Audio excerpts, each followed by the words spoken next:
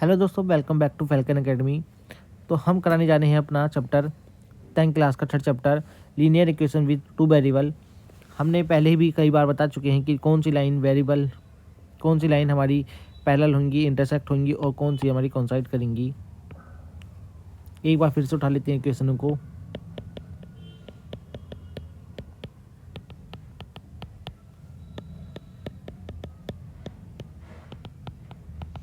ये रिप्रेजेंटेशन है of the linear equation का। लीनियर इक्वेशन हमारी कौन सी होती है? With two variable.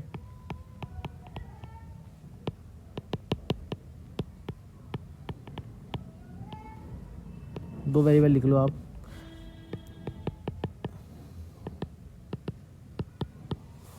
आप देख पा रहे हो कि ये हमारी लीनियर इक्वेशन दो वेरिएबल के साथ है, एक्स और वाई। इसको मैं ऐसे भी लिख सकता हूँ, राइट साइड में 0 लिख सकते हैं। तो ये हमारी लीनियर इक्वेशन हो गई दो वेरिएबल के साथ। अगर हमें दो लाइन दे रखी हैं, एक लाइन का ग्राफ तो हमें आता है बनाने कि हम एक्स की वैल्यू मान लेंगे, तो पहली कॉमा आ जाएगा 0,3, 0,1 और दूसरी कॉमा में मान लेंगे वाई की वैल्यू को 0, तो आ जाएगा हमारे पास 5/3, तो 1 पॉइंट कुछ ये आएगा और हम अपना ग्राफ रिप्रेजेंट कर लेंगे। तो ये तो हमने पहले भी कर रखा है। कुछ ऐसा हमारा ग्राफ जाएगा। ये हमारी हो गई इस पॉइंट का ग्राफ।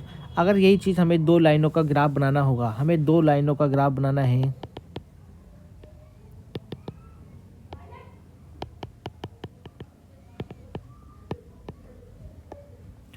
तो हम ग्राफ के लिए तो अपना पॉइंट वैसे ही निकालेंगे जैसे हम बनाते हैं अपना पॉइंट ग्राफ को।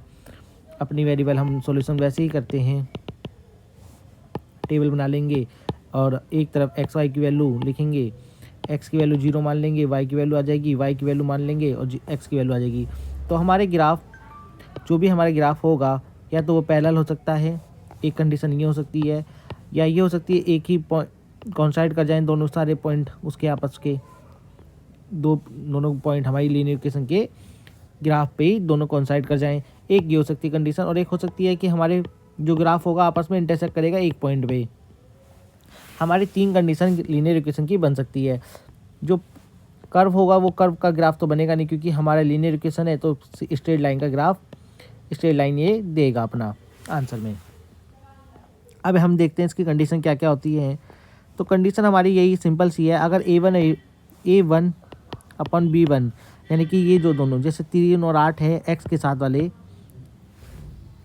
इसे A2 लिख लो दोस्तों, एक्स के साथ वालों को, और equal to B1/B2 are not equal. अगर ये नॉट इक्वल आते हैं तो लाइन इंटरसेक्ट करेगी, यानी कि हमारे लाइन इंटरसेक्ट करेगी। जब हम ग्राफ बनाएंगे तो उसका जो ग्राफ आएगा कुछ ऐसे आएगा, ठीक है guys.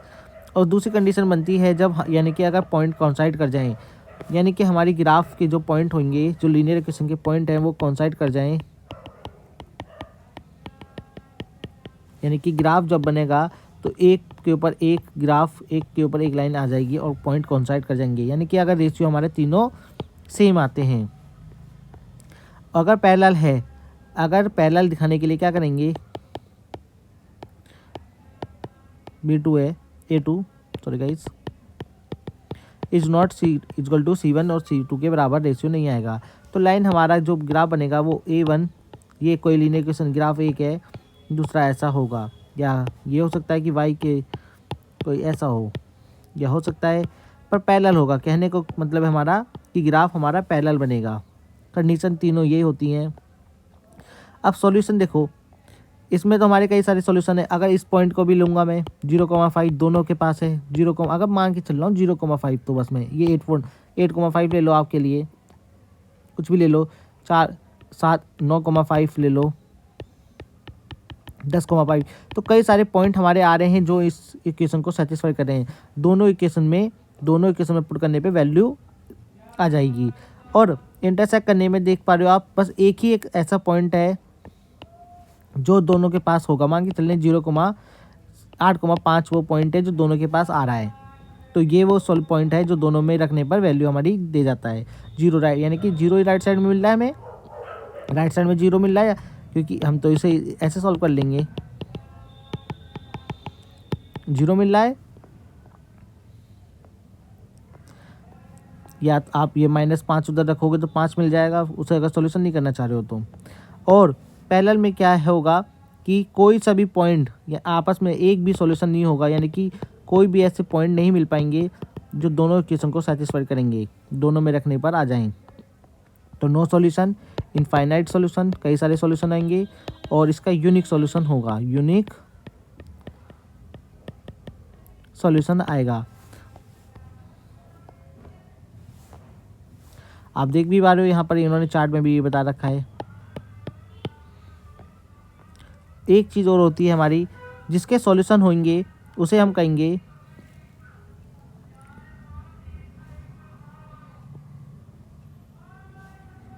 Consistent pair of linear equation, यानी कि जिस इक्वेशन के हमारे सॉल्यूशन निकले होंगे उन्हें हम कंसिस्टेंट लीनियर इक्वेशन कहेंगे, और जिसके सॉल्यूशन नहीं होंगे उन्हें हम कहेंगे inconsistent solution pair of linear equation, यानी कि पैरेलल वाली लाइनों को हम कहेंगे inconsistent pair of linear equation.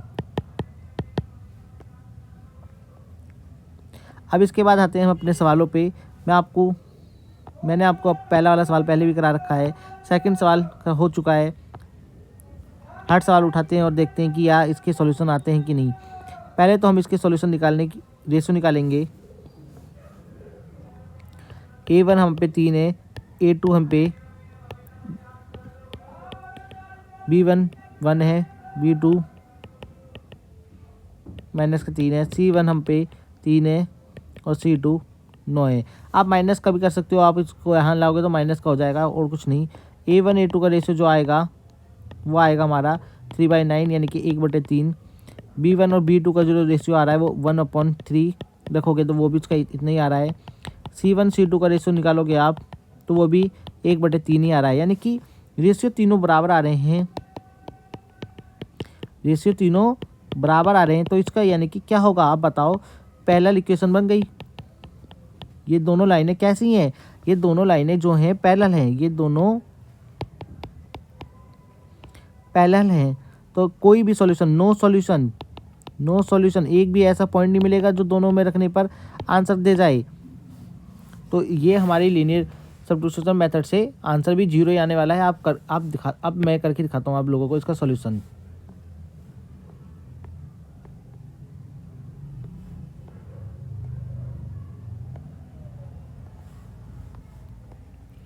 देखो गाइस, 3x सब्स्टिट्यूशन मेथड में हमें एक वैल्यू को हटाना होता था। हम पे इक्वेशन दे रखी है, ये हम लेट कर लेंगे कि ये पहली इक्वेशन है, ये सेकंड इक्वेशन है। फ्रॉम फर्स्ट इक्वेशन से हमें क्या मिलता है,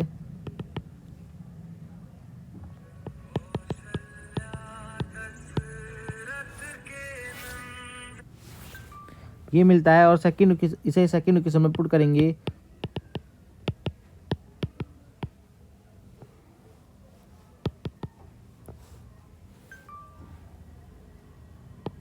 ये 3 से 3 चला जाएगा तो 3 दूनी 3 3 9, 3y = 9। आप देख पा रहे हो ये दोनों के एक दूसरे से कट जाएंगे, यानी कि इसमें हमारे पास कोई वेरिएबल बचा ही नहीं, तो हम वैल्यू किसकी निकाल पाएंगे।